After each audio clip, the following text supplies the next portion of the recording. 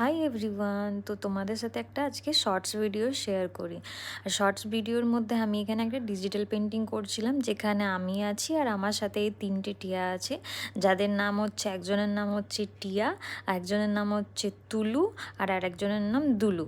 টিয়া যে হচ্ছে তাকে আমরা ফার্স্টে পেয়েছিলাম, আর তারপরের বারে এই দুজনকে পেয়েছিলাম। তার নাম হচ্ছে দুলু আর তুলু।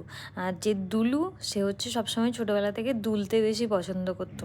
আর যে তুলু, সে হচ্ছে কী করতো, লম্বা হয়ে হয়ে চলতো, মানে পাগুলোকে লম্বা করে করে ও হাঁটতো বেশি, এখনও হাঁটে।